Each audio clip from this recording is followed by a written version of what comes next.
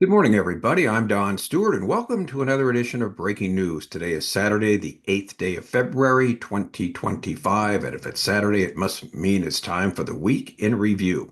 Now, as we review this past week, there is, of course, one story that stands out, and indeed, it will compete for the story of the year.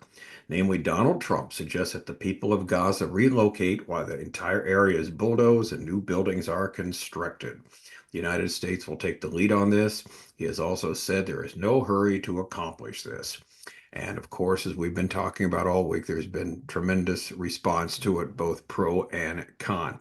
Now, this whole story of the week fits with our top story today. Three more hostages were released today, and the ceasefire continues between Israel and Hamas. Let's look at the headlines. Number one. Three Israeli male hostages handed over. This is from the Times of Israel. They look gaunt and weak. They were required to speak at Hamas's propaganda ceremony. 183 Palestinians to be freed, including 18 terrorists who are serving life terms.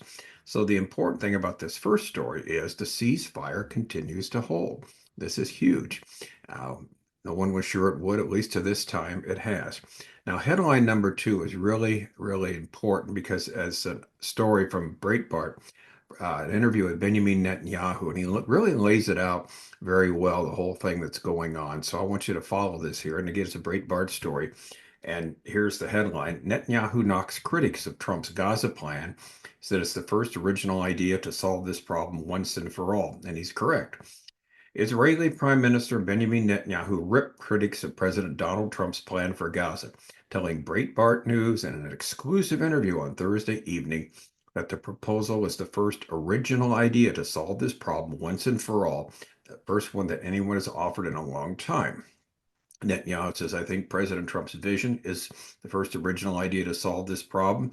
Everybody who knocks it down is doing it first on false premises, and this is true. The president never said that he has to send American soldiers to finish off Hamas.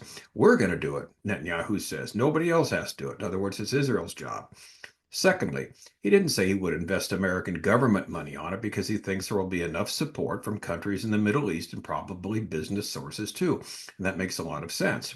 Third, he didn't talk about forced eviction, but what he's talking about is giving Gazans a choice.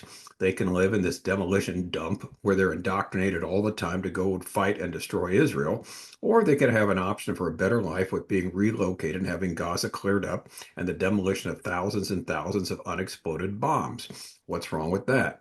It's a compelling vision to solve the problem when nothing else has worked.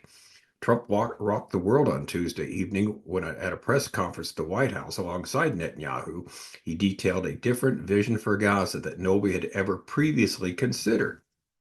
The U.S. will take over the Gaza Strip, and we will do a job with it too, Trump said in the shock announcement. We'll love it, and be responsible for dismantling all of the dangerous bombs and all the weapons on the site, and get rid of all the destroyed buildings and create an economic development that will supply unlimited numbers of jobs and housing. Now, some Arab leaders dismissed the idea out of hand, and established media figures roundly ripped Trump for it. But Netanyahu told Breitbart News he thinks this creative thinking is exactly the kind of novel approach that will eventually lead to the Abraham Accords, that eventually led to the Abraham Accords in Trump's first term in the White House, and could unlock a lasting regional peace far bigger than that now.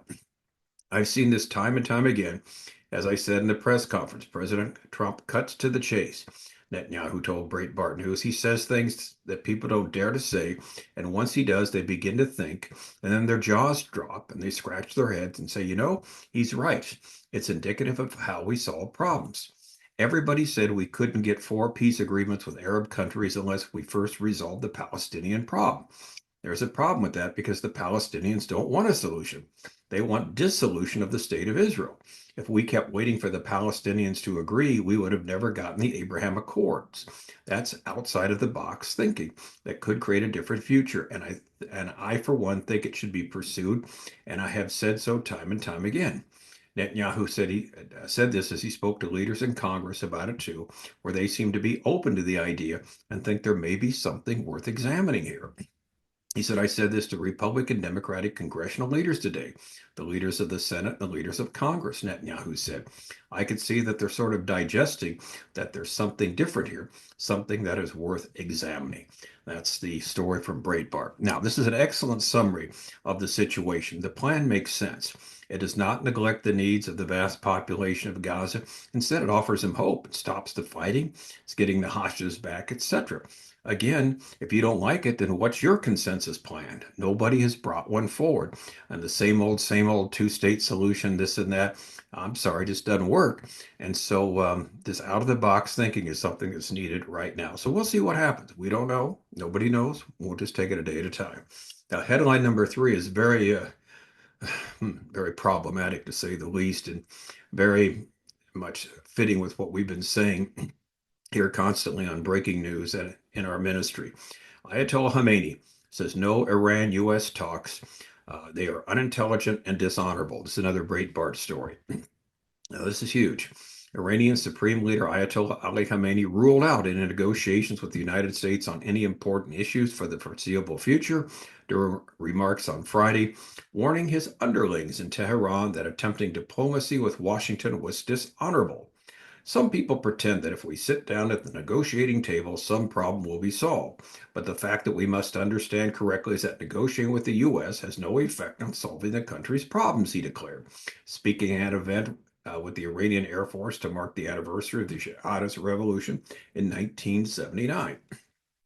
The Supreme Leader made his remarks after President Donald Trump announced this week that his administration would reinstate maximum pressure policy against the rogue regime that Trump had initially implemented during his first term.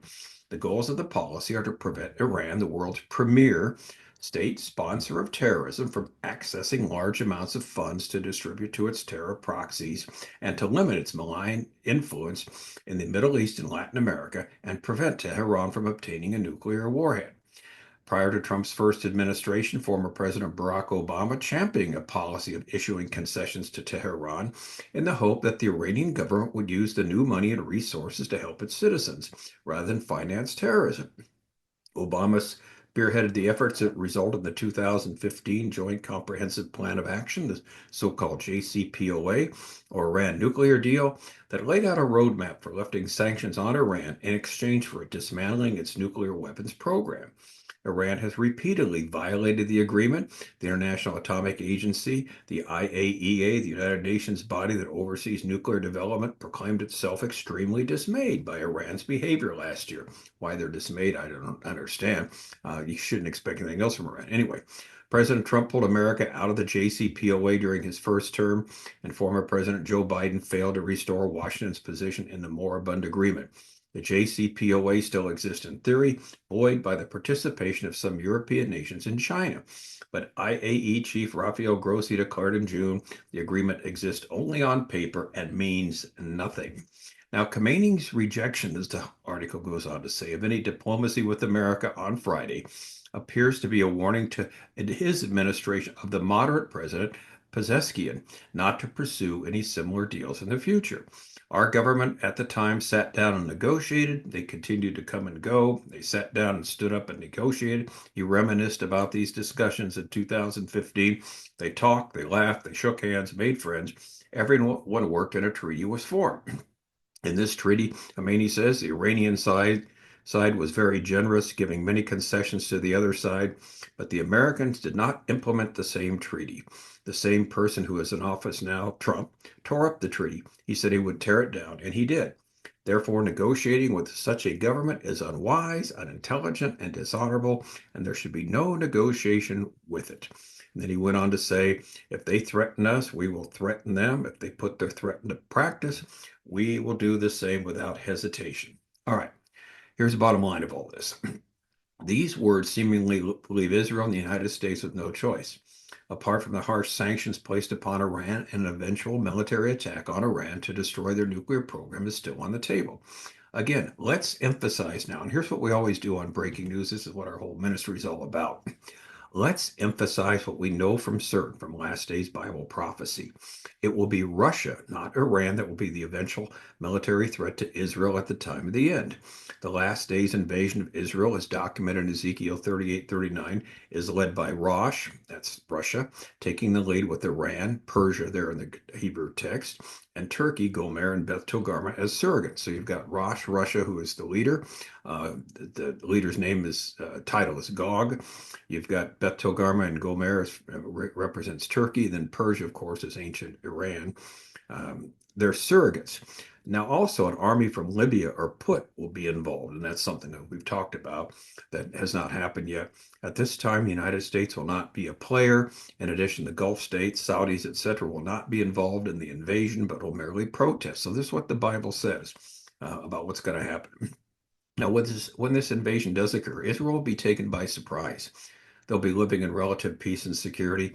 Furthermore, they will seemingly be destroyed by the huge armies that invade. In other words, it looks like a fait accompli. They're surrounded. All these hordes of soldiers come in, again, boots on the ground that will invade from the north, south, east, and west, from all areas of the compass. And it looks like there's no hope. But it's at this point, according to the Bible, the living God intervenes and destroys every single soldier of these armies of Israel that comes into the promised land. So now, here's the bottom line. As we should clearly see, this is not the situation on the ground right now. Therefore, do not listen to anyone who says the invasion of Ezekiel 38:39 is imminent. It is not. It will take place, but it's not going to take place soon because so many things still need to happen that have not happened yet. So, for a comprehensive explanation of what will occur, please see our books on Bible prophecy on our website, Educating Our World, especially 25 Signs We're Near the End, the Ezekiel 38:39 invasion, and look up a timeline of 50 last days events. So things are going to schedule. Supernaturally, the stage is being set for all these events that the Bible talked about will happen at the time of the end to take place.